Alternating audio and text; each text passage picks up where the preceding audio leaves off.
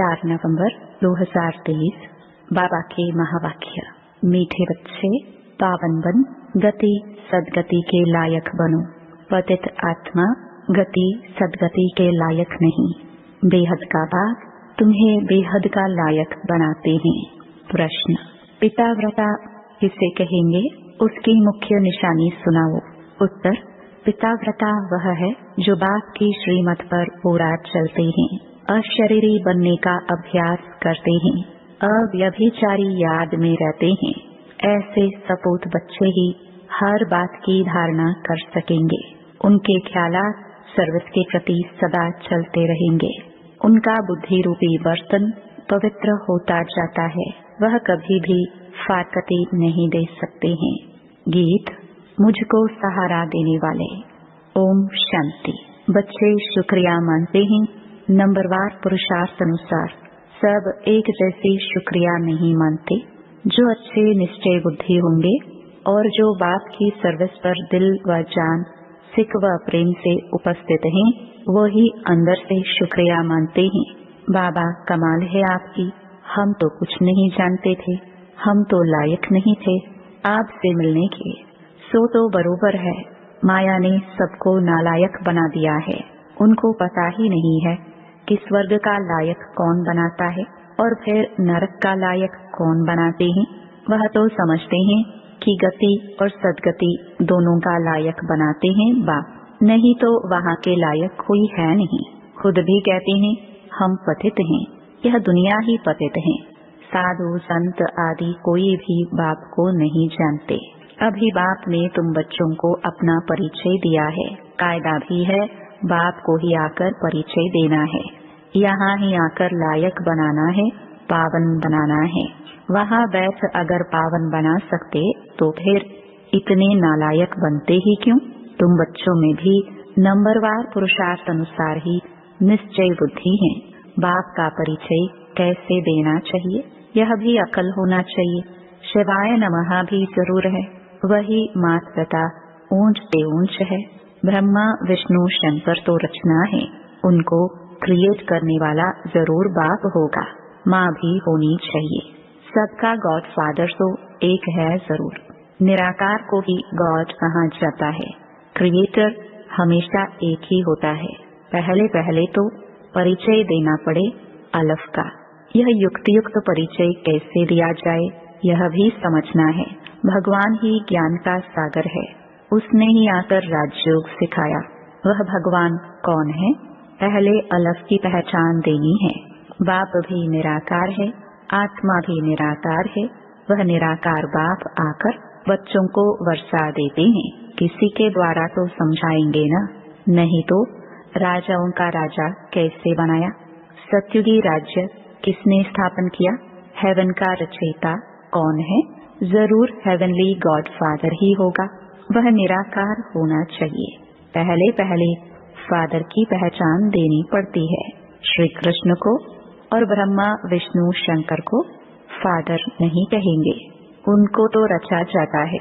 जब सूक्ष्म वतन वालों को भी रचा जाता है, वह भी क्रिएशन है। फिर स्थूल वतन वालों को भगवान कैसे कहेंगे? गाया जाता है देवताय नमः, वह है शिवाय नमः। मुख्य है ही यह बात। अब प्रदर्शनी में तो घड़ी घड़ी एक बात नहीं समझाएंगे। यह तो एक एक को अच्छी रीति समझाना पड़े, निश्चय कराना पड़े। जो भी आए उनको पहले यह बताना है कि आओ तो तुमको फादर का साक्षात्कार कराए। फादर से ही तुमको वर्षा मिलना है। फादर ने ही गीता में राजयोग सिखाया है, श्री कृष्ण ने नहीं सिखाया। बाप ही गीता के भगवान है। नंबर 1 बात है यह। श्री कृष्ण भगवानुवाच नहीं है। रुद्र भगवानुवाच व सोमनाथ शिव भगवानुवाच कहा जाता है। हर एक मनुष्य की जीवन कहानी अपनी अपनी है, एक न मिले दूसरे से। तो जो भी आए तो पहले पहले इस बात पर समझाना है। मूल बात समझाने की यह है। परमपिता परमात्मा का ऑक्यूपेशन यह है। वह बाप है, यह बच्चा है। वह हेवनली गॉड फादर है, यह हेवनली प्रिंस है। यह बिल्कुल क्लियर कर समझाना है। मुख्य है गीता, उनके आधार पर ही और शास्त्र हैं। सर्वशास्त्रमयी शिरोमणि भगवत गीता है। मनुष्य कहते हैं तुम शास्त्र वेद आदि को मानते हो। अरे हर एक अपने धर्म शास्त्र को मानेंगे, सभी शास्त्रों को थोड़ी ही मानेंगे। हाँ, सब शास्त्र हैं जरूर, परंतु शास्त्रों को जानने से भी पहले मुख्य बात है कि बाप को जानना, जिससे वर्षा मिलना है। वर्षा शास्त्रों से नहीं मिलेगा, वर्षा मिलता है बाप से। बाप जो नॉलेज देते हैं, वर्षा देते हैं, उसका पुस्तक बना हुआ है। पहले पहले तो गीता को उठाना पड़े। गीता का भगवान कौन है, उसमें ही राजयोग की बात आती है। राजयोग जरूर नई दुनिया के लिए ही होगा। भगवान आकर पतित तो नहीं बनाएंगे, उनको तो पावन महाराजा बनाना है। पहले पहले बाप का परिचय दे और यह लिखाओ बरोबर, मैं निश्चय करता हूँ यह हमारा बाप है। पहले पहले समझाना है शिवाय नमः, तुम मात पिता। महिमा भी उस बाप की ही है। भगवान को भक्ति का फल भी यहाँ आकर देना है। भक्ति का फल क्या है यह तुम समझ गए हो। जिसने बहुत भक्ति की है उनको ही फल मिलेगा। यह बातें कोई शास्त्रों में नहीं है, तुम्हारे में भी नंबरवार पुरुषार्थ अनुसार जानते हैं। समझाया जाता है तुम्हारे बेहद के माँ बाप वह है। जगदम्बा जगत पिता भी गाए जाते हैं। एडम और ईव तो मनुष्य को समझते हैं, ईव को मदर कह देते। राइट वे में ईव कौन है यह तो कोई नहीं जानते। बाप बैठ समझाते हैं। हाँ, कोई फट से तो नहीं समझ जाएगा, पढ़ाई में टाइम लगता है। पढ़ते पढ़ते आकर बैरिस्टर बन जाते हैं। एम ऑब्जेक्ट जरूर है। देवता बनना है तो पहले पहले बाप का परिचय देना है। गाते भी हैं तुम मात पिता, और दूसरा फिर कहते हैं पतित पावन आओ। तो पतित दुनिया और पावन दुनिया किसको कहा जाता है? क्या कलयुग अभी 40,000 वर्ष और रहेगा? अच्छा, भला पावन बनाने वाला तो वह एक बाप है ना। हेवन स्थापन करने वाला है गॉड फादर। श्री कृष्ण तो हो ना सके, वह तो वर्षा लिया हुआ है। वह श्री कृष्ण हेवन का प्रिंस है और शिव बाबा हेवन का क्रिएटर है। वह है क्रिएशन फर्स्ट प्रिंस। यह भी क्लियर कर बड़े बड़े अक्षरों में लिखना चाहिए तो तुमको समझाने में सहज होगा। रचयिता और रचना का मालूम पड़ जाएगा। क्रिएटर ही नॉलेजफुल है, वही राजयोग सिखलाते हैं। वह कोई राजा नहीं है, वह राजयोग सिखलाए राजाओं का राजा बनाते हैं। भगवान ने राजयोग सिखाया है, श्री कृष्ण ने राज्य पद पाया है, उसने ही गवाया है, उसको ही फिर पाना है। चित्रों द्वारा बहुत अच्छा समझाया जा सकता है। बाप का ऑक्यूपेशन जरूर चाहिए। श्री कृष्ण का नाम डालने से भारत कौड़ी जैसा बन गया है। शिव बाबा को जानने से भारत हीरे जैसा बनता है। परंतु जब बुद्धि में बैठे कि यह हमारा बाप है, बाप ने ही पहले पहले नई स्वर्ग की दुनिया रची। अभी तो पुरानी दुनिया है। गीता में है राजयोग। विलायत वाले भी चाहते हैं राजयोग सीखे, गीता से ही सीखे हैं। अभी तुम जान गए हो, कोशिश करते हो औरों को भी समझाए कि फादर कौन है। वह सर्वव्यापी नहीं है। अगर सर्वव्यापी है तो फिर राजयोग कैसे सिखलाएंगे? इस मिस्टेक पर खूब ख्याल चलना चाहिए। जो सर्विस पर तत्पर होंगे उनके ही ख्यालात चलेंगे। धारणा भी तब होगी जब बाप की श्रीमत पर चलेंगे। अशरीरी भव मनमना भव हो रहे। पतिव्रता व पिताव्रता बने अथवा सपूत बच्चा बने। बाप फरमान करते हैं जितना हो सके याद को बढ़ाते रहो। देह अभिमान में आने से तुम याद नहीं करते, न बुद्धि पवित्र होती है।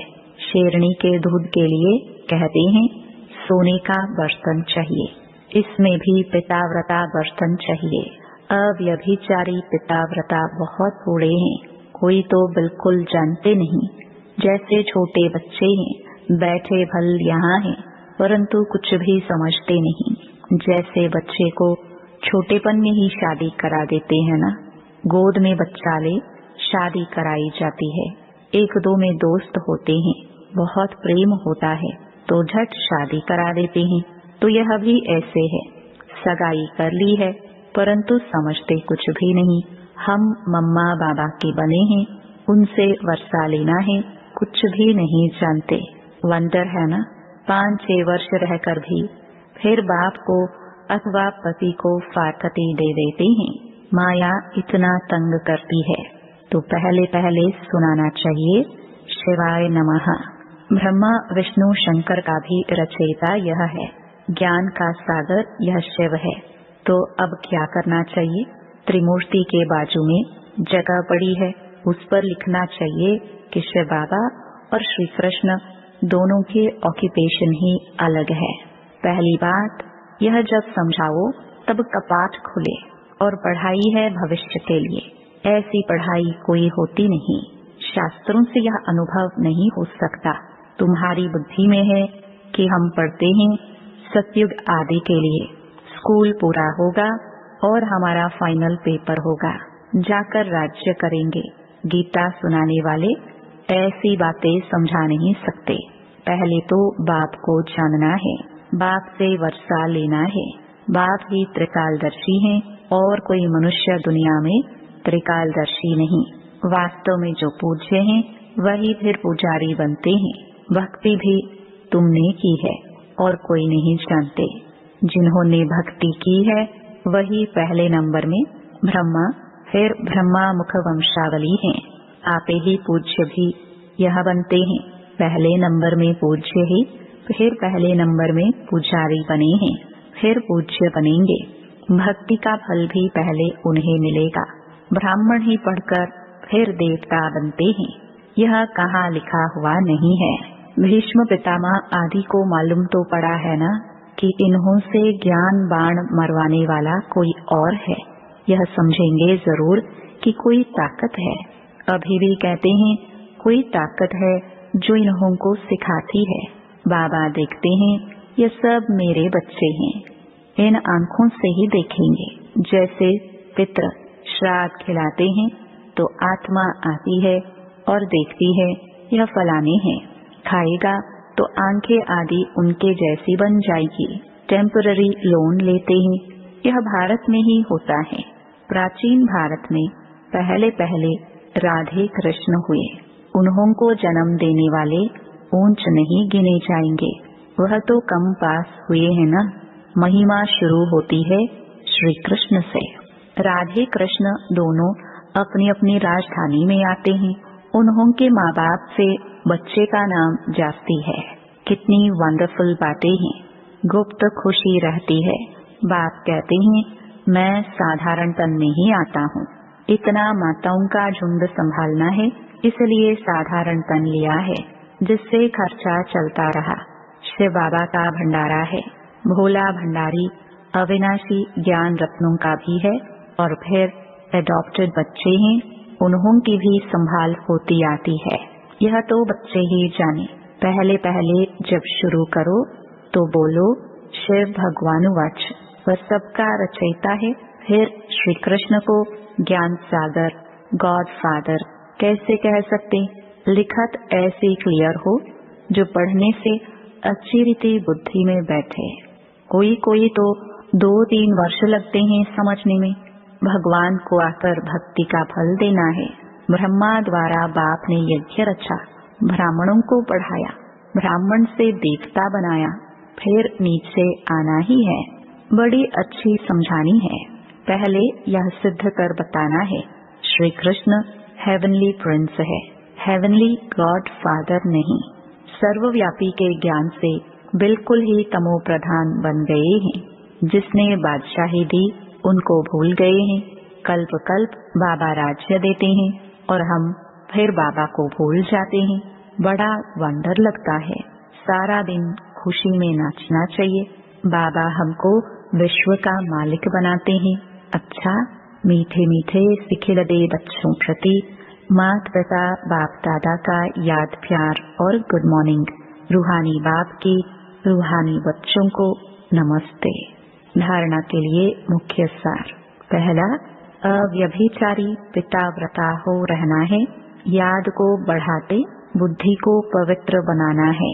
दूसरा, बाप का युक्त परिचय देने की विधि निकालनी है, विचार सागर मंथन कर अलफ को सिद्ध करना है, निश्चय बुद्धि बन सेवा करनी है।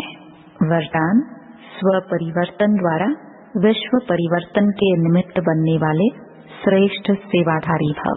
आप बच्चों ने स्व परिवर्तन से विश्व परिवर्तन करने का कॉन्ट्रैक्ट लिया है। स्व परिवर्तन ही विश्व परिवर्तन का आधार है।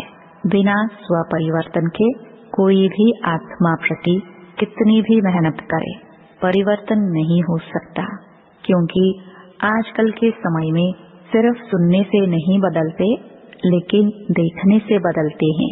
कई बंधन डालने वाले भी जीवन का परिवर्तन देखकर बदल जाते हैं। तो करके दिखाना, बदल कर दिखाना ही श्रेष्ठ सेवाधारी बनना है। स्लोगन, समय, संकल्प और बोल की एनर्जी को वेस्ट से बेस्ट में चेंज कर दो तो शक्तिशाली बन जाएंगे। ओम शांति।